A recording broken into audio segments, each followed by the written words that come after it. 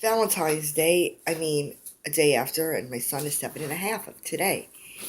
And my doorknob came off, my drawer knob came off my drawer. I'll talk lower. I gotta put this phone against some kind of book or something because I have no freaking tripod. Or I'm just gonna have to lay it up and talk into it. I didn't spit, I swear. um, this is a video about betrayal. Once again, I have another betrayal, or many of them up, but one is betrayal that made my heart bleed. One is keep getting betrayed over and over. One is just heart of betrayal. Going through a lot of hardships in my life right now. I have a new man in my life, I think. I don't think Oren and I just kind of fizzled out. It wasn't like we had a tragic breakup, but I think I found someone. I like Max more, and we had a great Valentine's Day, and he gave me a plant and a pot. It was beautiful. It kind of came a little late, but why am I touching the window screen? I also got some hair scrunchies for Valentine's Day. I forgot to show you in the last video. And I finally had a Valentine, and the day before I didn't. And Oren has to bring his mother everywhere. I got these colorful ones. Because he takes care of her with MS, and she barely knows what fucking world she's in anymore. My friend brought me those, and I don't understand. I'm going to make a video about betrayal. And then I'm going to make a video about why people have it all and I don't. I found people from many years ago, not saying who, but many. And, they're my friend. They act like they're buddy-buddy. And then they turn on me and tell me I'm the deranged one. Let me tell you, you're the deranged ones. There are a lot of wackos in Brooklyn, and I should choose my friends and partners more wisely. And I don't care if my partner's in a homeless shelter. And I don't care if he has to serve prison time. And I don't care if he turns tricks on the street. I don't care. He has a good heart, and that's all I care about. And if we break up, so be it. He was a sperm donor. Well, not my sperm donor, but to other people with the blonde hair and blue eyes. So now he's bald with barely any teeth, but I'm not trying to talk bad about him. It's the inside. It's sort of like Beauty and the Beast, but I'm more the Beast and he's more Beauty because he's the good one. I'm the bad girl. It's more like good girl gone bad and bad guy got good kind of thing, but he has his, clean his act up, trying to get the help he needs. He's helping me, and that's what a real relationship's about. Not everything ma, like boring mama's boy. You want the 2-year-olds with a teething ringy mama? Well, let him go to mama. You don't want to see me anymore. It has to do with the incident with the stabbing last year and the black eye we both had. Couldn't believe we both had a black eye. It was like we shared a black eye, kind of. It was my right, his left eye. You'll never forget that video, but I didn't feel betrayed by him. He turned on me before. It's like, and then we missed out on 3 years. And now it's our 10-year anniversary, and we fizzled out. We were hot and heavy when we met. And he was in college, and he's still in college. He keeps dropping out. It's sad because he's the one that's not in a relationship right now. He's been one with his mother. Well, not a sexual one, just a regular one. And we really had a good thing, and I just think that he's a political freak. He's into Trump, and I think he loves Trump more than me. Right? And it really bothers me because I have friends that they act like they really care, and then they turn on me. They really do. I honestly went down on my Facebook friends. I went from 200 to like a little over 100. I had a nightmare. I went down to 98. What if that's true? And I had to block a few over the few weeks. Few stalkers. Because I know they're not healthy and they're toxic people. It's hard when I find people after all these years and in one day of a friendship or 3-4 days and then they turn on me, or a month like Ariana did. Why is it worth finding these people? Maybe there was a reason they weren't in my life and I don't remember. I have so many things going on, I can't remember every fucking bad incident or fight. That's what friends do, but I guess they've grown out of me, and it really bothers me, and it puts a hole in my heart. Kind of like this song, what is it called? Bright Lights by Matchbox 20.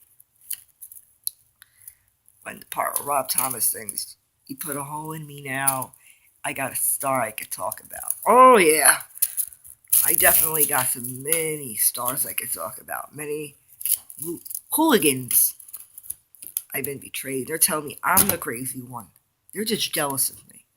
They're just jealous that they wish that they had my mother as their mother. I even got neighbors. Other than them, the Gonzalez's other neighbors are jealous of me. I feel like they got it all. They think I got it all. And let me tell you, I can be very jealous. And yes, I am the green eye monster. I even block people on Facebook because I could be jealous that they have more than I do. I could be that evil, let me just tell you, and that's probably the reasons they were blocked. I don't think it's fair. And I have a habit of living in the past, like I'm talking about right now. I mean, if people betrayed me before, why not be cautious? They're probably 99.9 to 100% going to do it again. I can't trust anybody, and that's how I developed the social anxiety when I'm in a ring of people or a group of people. I developed this social anxiety where I'm good one-on-one, but I stutter in front of a crowd or a job interview. And I used to have no problem, but I was kind of shy in school. Well, more just quiet. That was just me. These are my daily vlogging diaries, and I might skip days or weeks, but I'm always going to come back to YouTube. And even if I never get discovered, this is my place. I know when I started out, I never got deep feelings out. But I'm getting deep now. I really am. And I'm sick of being betrayed. I'd rather be alone, because let me tell you, misery loves company, and they're only going to bring you down with them. I need people that are planted firmly on the ground. Their feet firmly on the ground. Read my lips, planted. A friend that moved away, Diane, told me, well, the truth is, she didn't move. I'm sugar. We kind of had a fight. I made up a lie. I was known as a pathological liar in my day, and a lot of my lies turned into truths.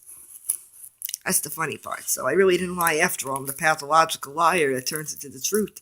Maybe it's part of me being psychic, but no one believes me. They think I'm deranged. Oh yeah, my friend put up the Doors for me from Jim Morrison and the Doors on Instagram. They took my request. I feel really honored. One of my cousins think Jim Morrison, the Doors, or Doors, he's slamming doors. Deranged.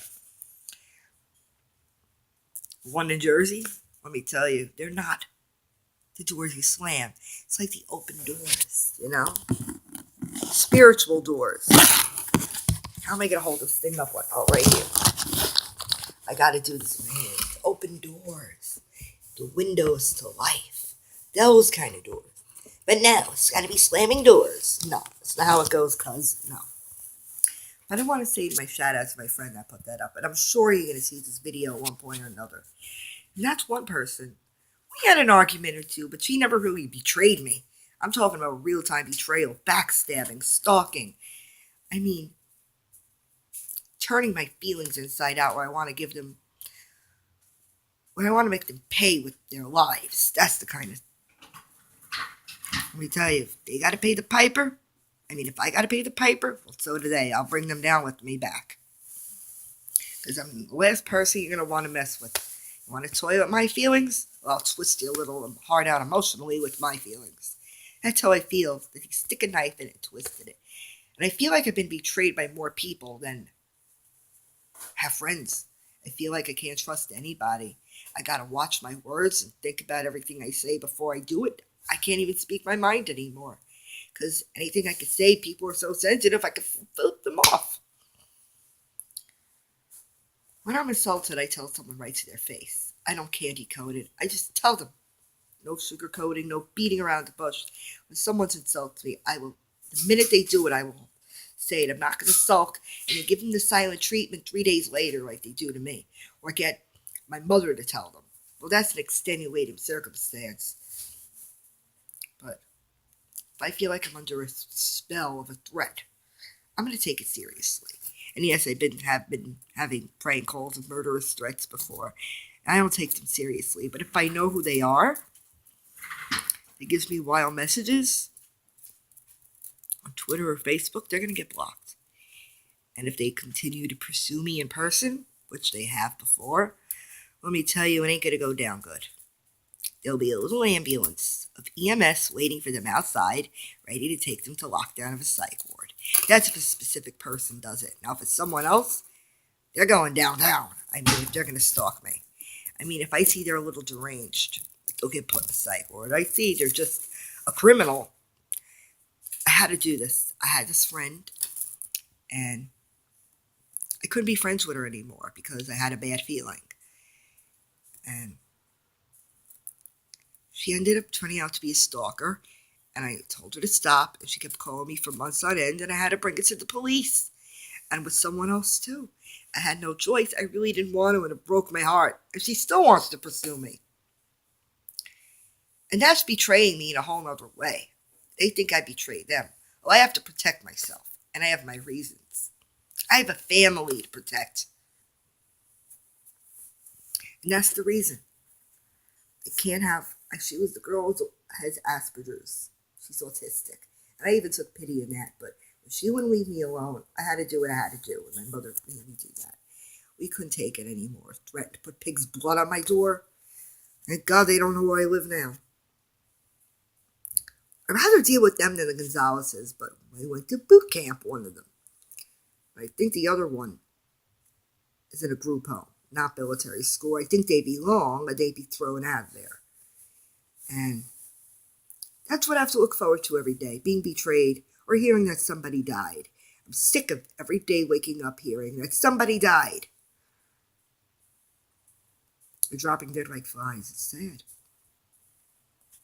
So I was watching Kissed by a Rose by Seal, and my mom was like, "Who's playing Batman?" I said, "Probably Tom Cruise, because Nicole Kidman's in it."